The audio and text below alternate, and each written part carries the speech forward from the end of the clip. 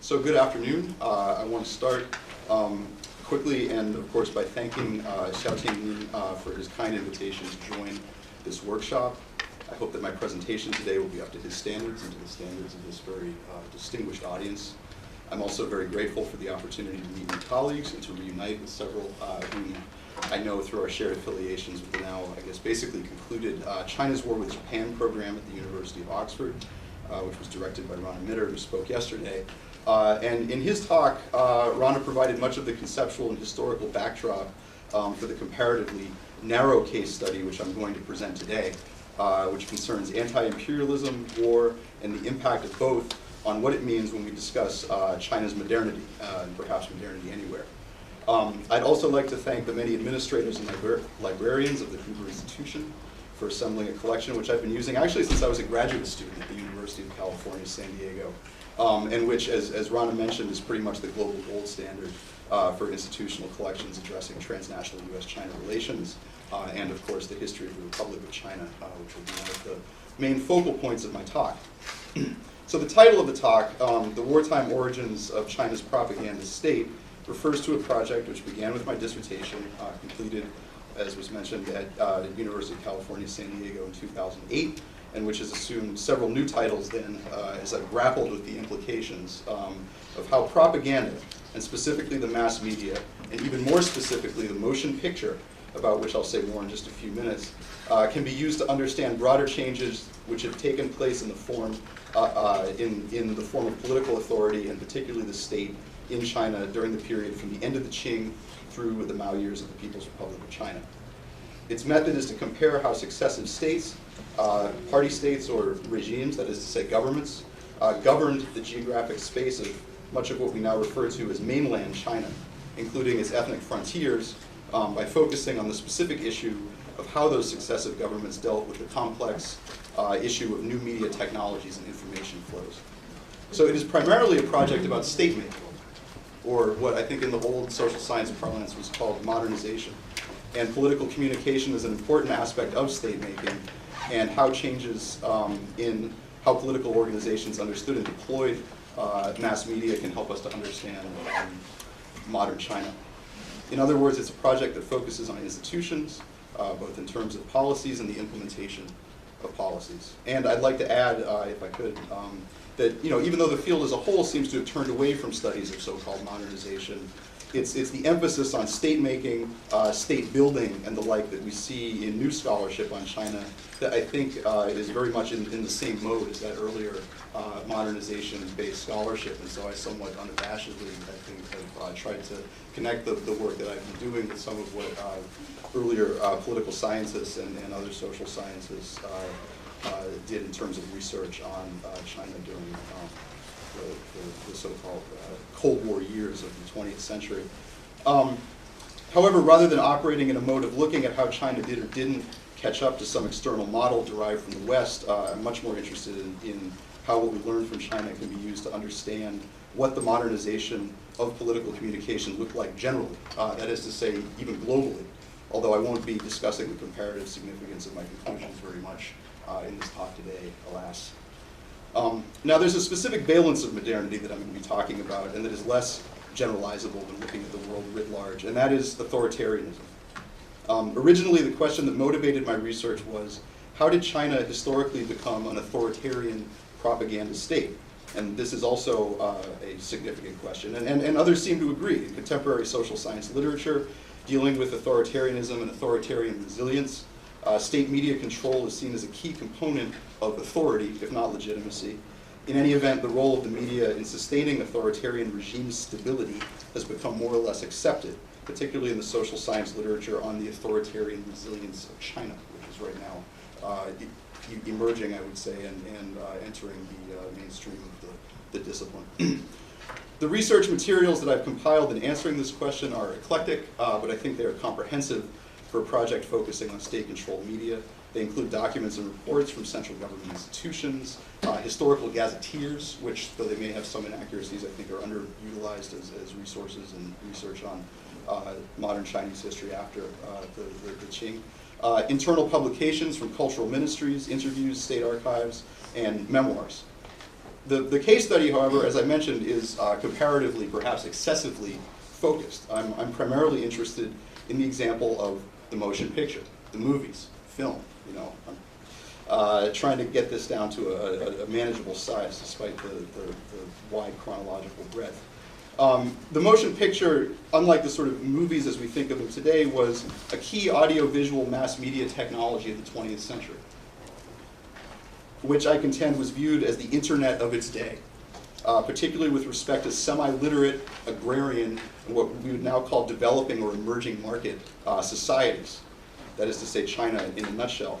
All of which is now coming together in a book-length dissertation-based study now titled The Most Important Art, Motion Pictures as Political Communication in 20th Century China. That title is a reference to Vladimir Lenin's statement allegedly taken from a 1919 conversation with then Commissar of the Enlightenment, Anatoly Lunacharsky, that among the arts, cinema is the most important to us, that is, to revolutionaries. So let me then next present the arguments and the methodology behind this study. I want to first cut to the chase by giving you my key arguments concerning what we can learn by using motion pictures as a window on the creation of 20th century state media networks in China. First, and this was a key finding of my dissertation, International and Wartime Origins of the Propaganda State, we see that a persistent perception among Chinese leaders of the 20th century, ranging from Sun Yat-sen to Mao Zedong, concerning new media technologies like the motion picture, was that one, new media was seen as potentially dangerous to political stability, given its association with international, imperialist, and even non-state market forces. And second, these new media, like the motion picture, including later the radio, for example, simultaneously represented important tools, as they did for much of the world, of propaganda, education, and the shaping of public opinion. For these reasons, mass media were first and foremost communications technologies, and that's how I think we need to think of film. It's not just entertainment, it was a communications technology, if we want to be properly historical about its place in 20th century history, and it had to be effectively mobilized and mastered by the anti-imperialist Revolutionary Party state. What is new about this finding, I think, is that no one has really previously compared the cinematic propaganda system of post-1949 China with the audiovisual education system of Chiang Kai-shek's organizational and internal security advisor Chen Lifu, or connected either with efforts by Sun Yat-sen's Nationalist Party to bring over private filmmakers in the service of publicity and self-promotion during the early 1920s. But these connections are there. They're there in terms of the vision, the institutions, and even some of the figures involved. The second major finding, which has emerged from more recent research that I've been carrying out on mass culture in Beijing and Shanghai after 1949, shows that considerable geographic and demographic unevenness of media networks persisted throughout the 20th century, which challenges the notion that mass culture was as ubiquitous or uniform, especially during the Mao years, as has been previously claimed. Even during the years of so-called, well, I will call them high Maoism between 1953 and 1976, mass culture was unevenly distributed from a geographic perspective, and I'll get to some of the evidence and some of the implications of this finding later. But needless to say that just as the first finding suggests that we should be looking more across regimes when trying to discern important patterns in how the Chinese state has been organized, the second finding suggests that there is an important geography to mass culture and communications, and indeed to state institutions generally, which single-case local studies or text-based cultural history or elite-centered narratives about policy, perhaps less so about its impact, seem to have missed. Methodologically, I was led to these findings by two different types of analysis. The first was to examine where and how motion pictures arrived in China and how the technology came to be used as a tool of statecraft. The second was to look over the course of the 20th century, with a bit of the very late 19th century thrown in as well, at where motion pictures appeared, how they were produced, where they were produced, exhibited, and so on. The approach is interdisciplinary. It draws from history, political communications, and geography. What it represents, though, is the first major attempt to look at China's post-imperial propaganda state in deep historical and spatial terms. My hope is that this project will not only describe how and why mass media technologies became such an important feature of the authoritarian state by looking at the case of China, but also at how the state itself grew and evolved from an institutional and above all spatial perspective. And so ultimately this research is really on the state as a local institution. broadly considered. I'm interested in policies toward the media, production and control, and also how these policies were implemented, what their effects were in terms of achieving the goals of political elites, et cetera. But what I'm less interested in, I think this has to be said, is the question that seems to occupy so many other scholars working on media in the state. In other words, the question of whether media, that is to say state propaganda or information, worked as a tool of governance by getting people to do and believe things that the state wanted them to do and believe. I don't think this is a particularly answerable question. Others may disagree with me. I'm happy to engage in that conversation.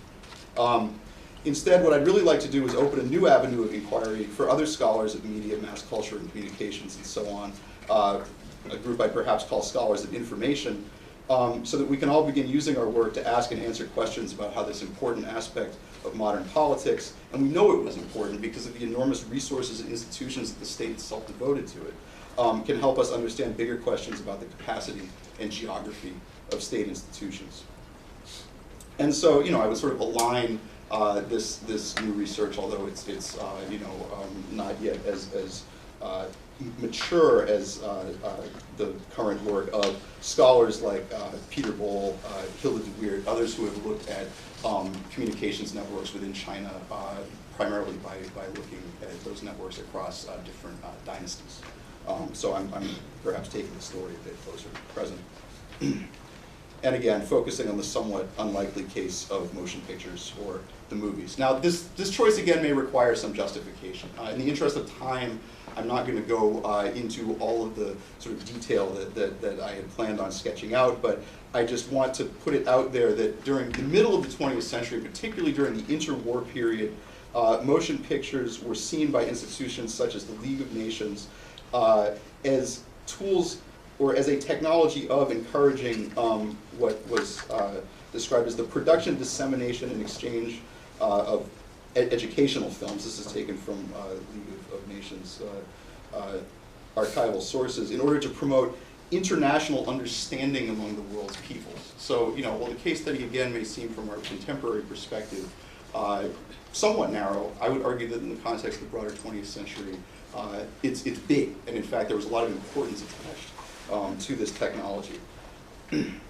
So in short, the motion picture was one of the three most important means of audiovisual mass communications in the 20th century.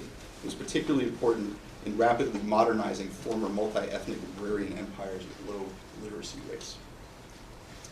I would also add that the choice of a relatively well-defined case has the additional advantage of making possible study of the Chinese state at a statewide level, i.e. this is not a local study, but one which looks at the motion picture and state making in China throughout territorial China.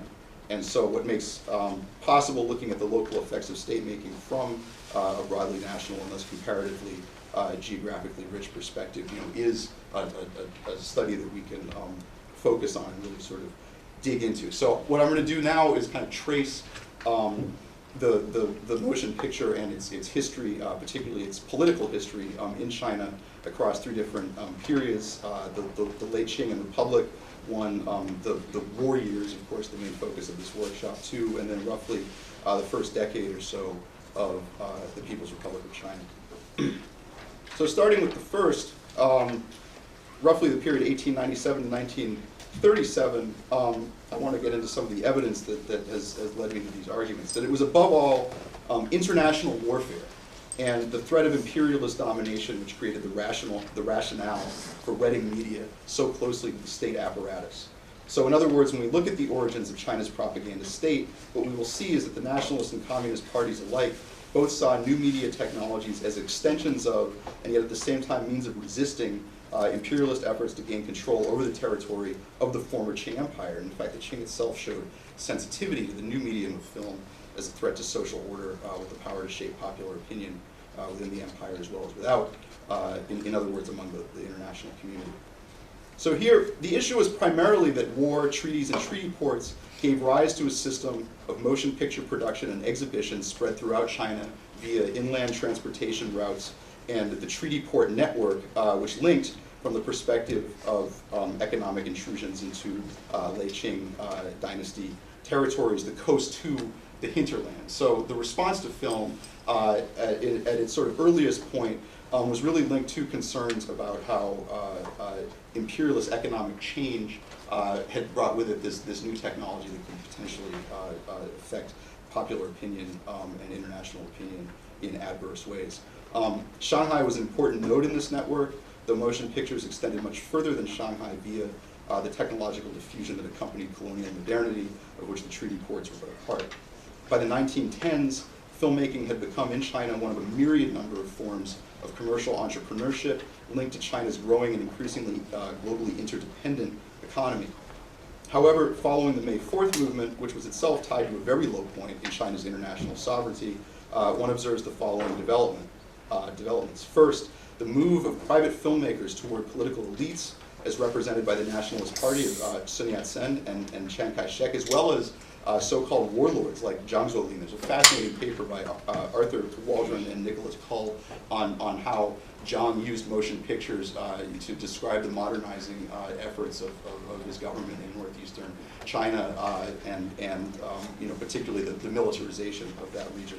And also, second, we see an increasingly steady call in newspapers and in the statements of political leaders at the time for bringing the motion picture into the broader political world of xuanchuan, or propaganda.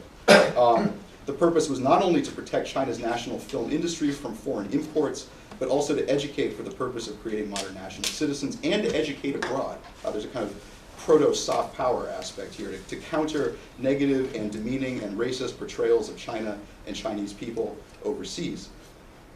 So what we see is an increasingly popular medium also become an increasingly political medium. This is a key transition, and an important part of the logic of this latter connection being not only to defend China from foreign powers by creating a stronger, more educated nation, but also to defend China's image, both within China and without.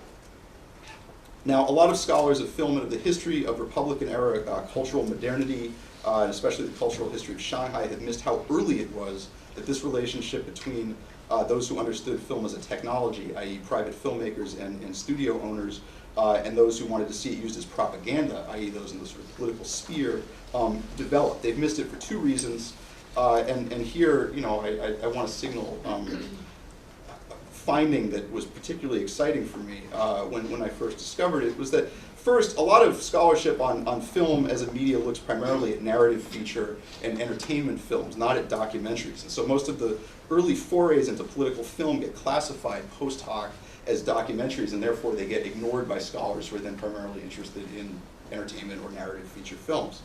And the second discovery was, despite the fact that film was linked to this term propaganda in the press from the 1920s onward, films that were made for political purposes were primarily called educational films, or jiaoyudian, or in some cases news films or current events films. And when I discovered this, it was like a light dawn, because what you expect, or you should expect, to see state involvement in filmmaking during the 1920s and certainly by the 1930s. And this hadn't really been picked up on much. But it was the case all over the world. Unless, though, you look at education, in which case you do begin to see it, as people like Robert Culp and other scholars who have looked at Kuomintang propaganda have begun to do. Or even inside the KMT itself, as some in this room are now starting to do. You really don't see the full reach of the KMT propaganda state outside of the press unless you consider education as a kind of key word. And I think that once you do that, you begin to see all the different ways in which quite early on the Nationalist Party, the Republican state later, was involved in using the mass media for political purposes. Also, other scholars have written on film censorship, a very, very worthwhile topic, not so much on film production. The KMT-sponsored body which dealt with film production, which I'll say a bit more about in just a minute, was called, and this was a somewhat new finding as well, the National Educational Cinematography Association, or the Zhongguo Jiaoyudian Xiehui. And it was modeled on Italy's LUCE, or here I'm going to butcher this horribly, the Union for Cinematographic Education in translation. And China's sort of own educational cinema institution was in fact advised by Italian consultants working through the League of Nations, particularly one Baron Alessandro Sardi. And so when people look at the KMT-led partification Danhua of the educational system, they're really talking about a process that did indeed extend into the film and media worlds. although very few people that I know are, outside of a very few devoted scholars of Republican cinema, mainly in China, in mainland China now, or in Taiwan, or scholars of China and the League of Nations really aware of these kinds of transnational connections between how the Chinese state was using media and how it compares with ways in which media was being used politically around the world. And so I just have a few slides, which again, I would like to get into in more detail. What they communicate in brief is that film arrived along with a wave of European colonialism in Asia, and that is essentially how it was received. When we look at the appearance of film, its sort of first arrival in a variety of Asia-Pacific contexts, what we see is that very often it accompanied the creation of treaty ports. And so when we look at the position of its arrival in Shanghai, both spatially and chronologically, what we see is that it fits into what I think is a fairly neat pattern beginning in 1895 and then carrying on through 1896, 1897, 1898 of the sort of dispersion of the motion picture as a technology along with the reshaping of that regional economy through the arrival of the West, Japan, other expanding powers, etc. One thing that those who are familiar with this topic will note is that sort of minor point, but I personally believe that the first film was shown in Shanghai in 1897, not in 1896, has been claimed, and I can get into the reasons for that, but this is probably the place and time for it. Here we can fit these patterns, sort of making the case visually. In another way, we can fit those patterns into broader patterns of trade and commerce, such as characterized the world economy during the early modern and increasingly modern periods. And so again, the sort of relationship of film to colonialism and imperial expansion was very much noted by observers going back to the late Qing and then onward. So the next part of this story deals then with the period of total war from 1937 to 1949. Our story so far has been that when looking at state rationales for the uses of mass media as technologies of propaganda or education, the logic basically seems to be that private film was somewhat threatening because of its ties to foreign industries, that technology represents potential for mass education or persuasion within China as well as without, and that all of this is very significant because China occupies an extremely fragile position within the international community as a colonized or semi-colonized zone. And sporadic wars up through the mid-1930s, both international and civil, really drove those points home. So parties like the KMT actually sought to create state-controlled alternatives to a purely private industry, and they did so based on international models, which included those of Italy, and it should also be said right up until the outbreak of the war in 1937, Japan. And so all of these intellectual, political, and institutional trends would intensify when China was plunged into a state of war that was much more total. The period from 1937 to 1949, which encompassed the war to resist Japan and also the subsequent war of liberation, borrowing from the contemporary PRC lexicon. Now during this period, it is impossible to talk about a single national film industry in China because of the division of territory of the Republic of China into independently administered and rival zones of influence, dependencies, and short-lived states. What emerged from this period of total warfare, though, was a multi-regional mainland East Asian film industry as nationalist, communist, pro-Japanese, and de facto Japanese governments ruled over the shrinking territories of the Republic of China. Moreover, what characterized this industry or industries was its almost uniformly state-dominated, if not state-owned nature, and the withering of private industry. So it's really during this period of total war that I think the balance of power, so to speak, between state and society shrinks almost overwhelmingly toward the state. And this is what I sort of see in terms of some of the evidence that Rana Mitter presented yesterday. Looking at the state as a provider of welfare, of things that society literally could not provide for itself. Shanghai and Hong Kong were somewhat exceptional, owing to the location of those industries in zones of British or international control. But it's during this period that mass education and now mobilization also then provide the dominant raison d'etre for the mass media. We see this in Japanese-dominated zones, we see this in communist-controlled zones, we see this in nationalist party zones, both pro and anti-Japanese, in terms of the emphasis on education, national defense, and newsreel production, all of which provide evidence of the way in which filmmaking, because none of these were sort of feature films per se, continued to push far beyond the production of narrative features and toward international models of state-managed wartime information and propaganda. The policy vocabularies may have been different, but the intent and effect is basically the same: to produce and control information for the sake of political survival, which often, though not exclusively, meant for the sake of the war effort. And let me just show you. Oh, well, here's to throw back to the previous section. This is these are early cinematic images, documentary images taken of Sun Yat-sen, his advisors and coterie, bodyguards, etc. For those who, when hearing about film, like the visuals. These were the products of a director, Li Min-wei, who was a sort of early revolutionary supporter here. Again, more of the sort of publicizing of Sun as a great leader of revolution. This is the first meeting of the China Educational Cinematography Society, just to prove that it exists. And then later, the connection to education in terms of the author of this tract on its activities, Guoyosho, who was a fairly notable official educator during the period. So that catches us up to the sort of wartime period. You aren't expected to take this all in. This basically shows, this part of my own effort.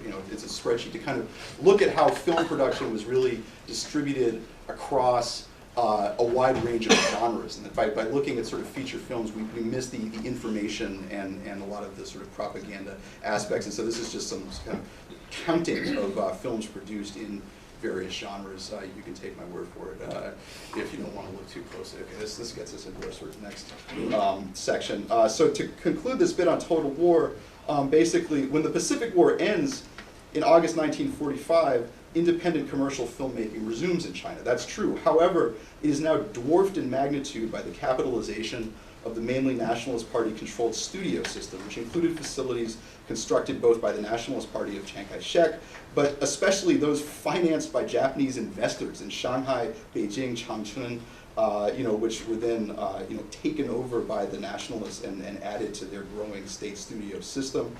To these also were added additional facilities constructed with U.S. help in Nanjing. In North China and Northeast China, communist forces created their own production facilities in Zhangjiakou and Harbin, with the aid of former Shanghai commercial filmmakers, Japanese studio technicians, as well as personnel trained in Yan'an and Northwest China. The two political parties retained as much control over filmmaking and circulation as possible for a variety of reasons. First, and not to be discounted, was the profit motive. The entertainment films did make money. But second was the need to wage ideological war against the enemy within. And the third, of course, was to combat foreign propaganda, maintaining a positive image for the communist and nationalist parties, respectively, overseas, while demonizing the enemy. All of these are aspects that we see of film production during the Civil War between 1945 and 1949. Now, to get into our last era here, the era of Cold War, Cold War from 1949 to 1957, and as a way of transitioning to the period of PRC rule. What I want to say is that here the research and the discussion is going to shift a bit away from the idea of film as a kind of political tool of the state, which I think that point has been fairly well made, and toward the issue of how film was distributed geographically as a technology throughout China. And so it's this part of the discussion that is ultimately geography focused. In other words, I want to sort of look a bit at how the post-1949 state was configured in spatial terms, and basically the sort of case study here will be the communist-controlled system after 1949. Although, again, I would argue that in terms of the relationship between media and the state, this nascent communist film industry, which was based on various locations throughout the northern half of China, it in fact owed a great deal institutionally in terms of resources, shape, form, even conception to the industries, both nationalist and Japanese, that had preceded it. This is to say that so-called illiberal or authoritarian models of political communication that characterized China post-1949 were not only modeled on the Soviet system. That fascism and total war states worldwide were perhaps more important reference points rather than the Soviet Union alone. And that is to say that I do agree somewhat, actually a great deal with the work of William C. Kirby and his argument that for much of the 20th century, the nationalist and communist parties had some fundamental similarities in terms of their government styles. Some similarities, not complete similarities. In the case of the motion picture, we see this in the drift towards state dominance, if not total state ownership in media production, the centralization of institutions for control and censorship of information via the organization of the party state, and the use of motion picture technology for a wide range of state-building activities, from political entertainment films to news and mass education to propaganda for foreign audience, etc. And so I would argue that while Soviet filmmaking and advising became increasingly important reference points as China's film industries were brought under the administration and control of the Communist Party after 1949, the basic template for the organization of filmmaking as a form of political communication had already been set. This is not to say, again, that there were not subsequent innovations. Indeed, there was no private sector whatever within the communist system after 1952. And there are also similarities that we might not necessarily expect to find. I learned through interviews with filmmakers, film workers, and administrators of the Beijing Film Studio, which I carried out as a graduate researcher in 2004, 2005, that the communist state system was actually very much still defined by a profit motive. That a lot of the state's productive ability, even in the cultural realm, was fundamentally economic. And if we don't understand this point, we don't really understand how culture worked in China after 1949, and that's what I'm going to get at a bit here as well. So what do I mean when I make those claims? Here, essentially, are, many will be able to decipher these. These are some kind of preliminary statistics concerning how film was distributed in China after 1949. Basically, two main points. One is that it was distributed in different ways, both in theaters and by mobile film teams. And the second main point is that it included a variety of genres. And if we want to understand political culture in China after 1949, again, we can't just sort of focus on feature films. We can't even focus just on Chinese films. We have to push beyond. Foreign films, for example, occupied a pretty important role in terms of state culture as it was disseminated. Another is that resources for cultural dissemination varied widely in China by region. And so when we talk about mass culture in China after 1949, this is something we have to take account of as well. Culture in East China is not the same as culture in Southwest China. It's not the same as culture in North China. And that is to say, in the terms that I presented it, state reach in China is not the same throughout China. It is different in East China than it is in Southwest China than it is in other parts of China. We can sort of break this down further by provinces. Again, don't look too closely. You'll strain your eyes. But the basic idea is that at the provincial level, on a sort of per capita basis, we see pretty interesting differences in terms of the reach of the state in cultural terms. Rural settings certainly were unlike urban settings in terms of state facilities.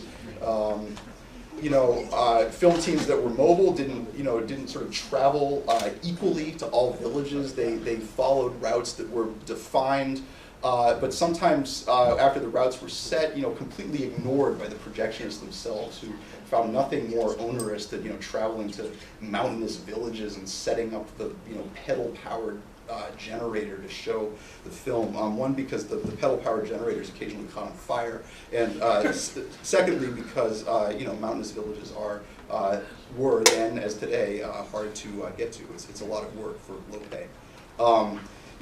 Other points I would make: cities themselves. Beijing as an administrative unit is quite socioeconomically diverse. It includes urban as well as rural